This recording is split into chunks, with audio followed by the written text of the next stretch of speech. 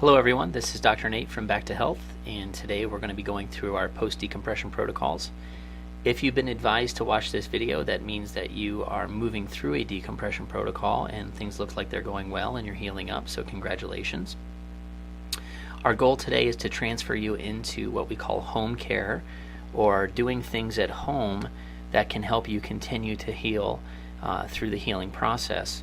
And it is important for you to understand that you are going to continue moving through the healing process. These types of injuries can take anywhere from, on the short end, 8 months all the way out to 18 months to completely heal. So by the time you leave our office here at Back to Health, you're feeling really good. You've got relatively no to low pain levels, full range of motion, and good confidence in your ability to perform. But you do need to know that there's a lot of healing that needs to occur. And the reason that is because these injuries, they heal a lot like a cut would heal on your finger. And when you come into us and you've got all your back pain and you can't move, it's very similar to right when you cut your finger and it's bleeding. You know, our goal, our first thing we want to do, we're seeing you 5, 4, 3 times a week, is we're trying to get the bleeding under control, and we're trying to get a little bit of a scab to grow. And that's what we call the inflammation phase. As we move through the inflammation phase, the pain levels decrease significantly. You start noticing better ranges of motion. And what's happening is we're getting a nice scab to form on that wound. And that's what we call the reparative phase. Once the reparative phase is done, that scab essentially kind of falls off, and you're left with that pink skin. And that skin will gradually begin to heal and move back into like normal, healthy looking skin. That's what we call the remodeling phase. So by the time we actually discharge you from active care here in the office and we send you home to home care, you're about somewhere right in here, right in the reparative phase. But what's important to note about that is that you've got nearly 70-75% of the healing that has yet to occur. So we've got to keep that in the back of our minds.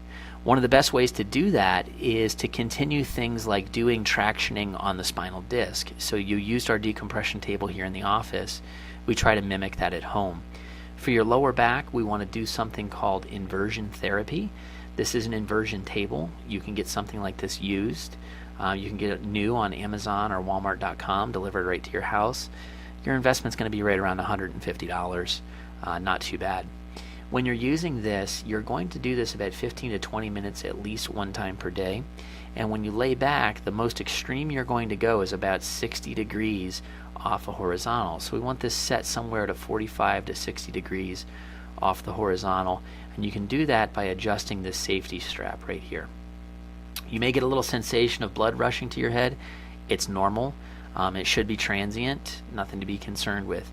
However, if you have a history of brain aneurysm, stroke, or uncontrolled high blood pressure, it's best to avoid this therapy. Now for neck injuries, we can do a similar type thing at home. We can use what's called a Saunders cervical traction device. Again, 15 to 20 minutes at least one time per day. Using about 30 to 40 pounds of pressure, you're going to set that to your tolerance, meaning you want to feel some good traction, but you don't want it to be painful for you.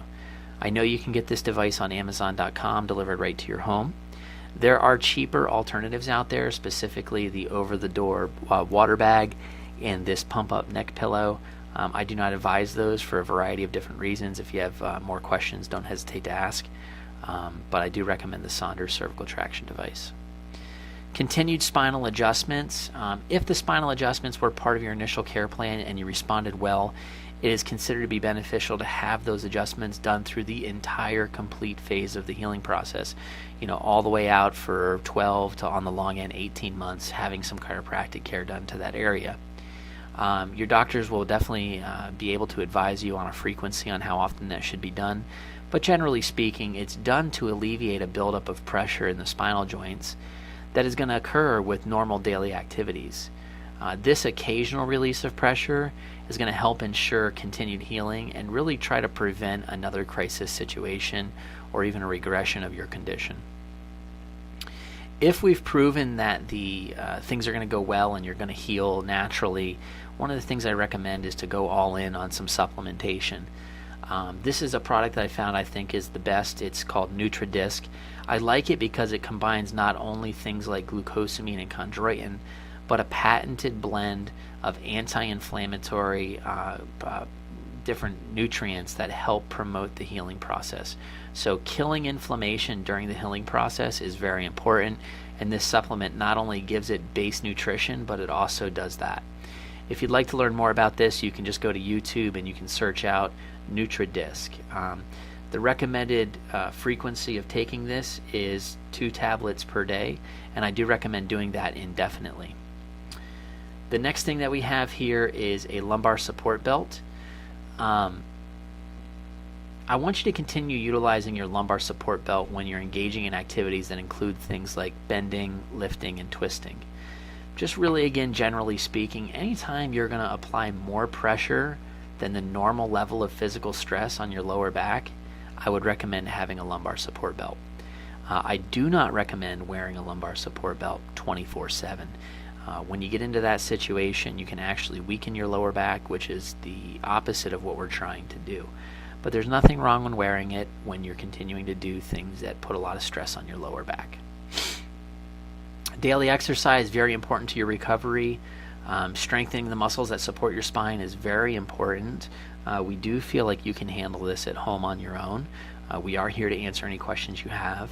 But just basically speaking here, cardiovascular exercise on a daily basis, 30-45 minutes of good cardiovascular exercise, very important. Just avoid things that are compressive to the spine. Some good activities to consider are walking, using an elliptical, or even swimming, which is my personal favorite. You should continue to perform your doctor-recommended home exercise plan at least 1 time per day. So during your treatment here in your active phase of care, we've been showing you different home exercise plans that we want you to do. Follow those videos and do them at least 1 time per day. And as the healing progresses, I want you to consider personal training with a professional skilled in things like functional movement training, core strengthening, yoga, and Pilates. I like those disciplines, and I think they give you long-term good benefit. Proper ergonomics, very important to, I can't say this enough, practice proper bending techniques. Especially with lower back injuries, it's the #1 reason people get into my office with a back injury, and it's the #1 reason that they actually have a relapse. So always practice proper bending techniques, as well as the other risk management strategies that are taught in the ergonomics and risk management video. Proper diet is very important. Again, you heard me say this before, that inflammation is the enemy to the 3rd phase of the healing process. What most patients don't realize is that there are certain foods that you eat that actually increase your level of inflammation. Likewise, there are foods that you can eat that decrease your systemic level of inflammation.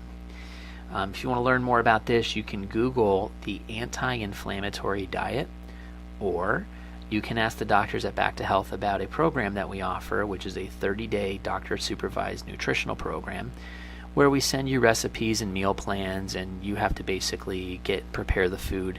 But it's a very anti-inflammatory program. The benefits of an anti-inflammatory diet extend beyond just healing. The diet that you're going to eat is also good for some weight loss and things like having more energy and sleeping better. It's a really great program, so don't hesitate to ask. The last thing I'll leave you with today is just things that I would recommend that you absolutely avoid. I would avoid things like bending at the waist, again, improper bending techniques. Watch the ergonomics and risk management program. Practice proper bending technique, especially for lower back injuries. Unsupported lifting, again, for lower back injuries. Use that lumbar support belt when lifting any weight or objects. Even if you're just getting something like laundry out of the dryer, put that belt on. Spinal compressive activities, so activities such as aggressive running and jumping, are going to apply too much stress to the healing disc, and they're very high risk. You're at a high risk of having a relapse if you're doing those activities. Stick with the exercises as we recommended earlier. High risk activities, again, are also things that involve rapid changes in movement. So, you're 8-12 months out in the healing process, you're feeling basically normal, and then you want to get on and ride that roller coaster. Again, likely you'll do fine, but it is a high risk activity, and if you can avoid it, try to avoid that. The last thing I'd recommend, and this is during the healing process, but really for the long run, I would recommend that you avoid things like weightlifting and training with weights, especially things like weighted squats, deadlifts, leg press, and overhead press movements, I would just advise you to avoid those as much as you possibly can. So that's it, and if you have any additional questions, don't hesitate to ask any of the doctors at Back to Health, either at your next appointment or through an email or a phone call. We're happy to work with our patients.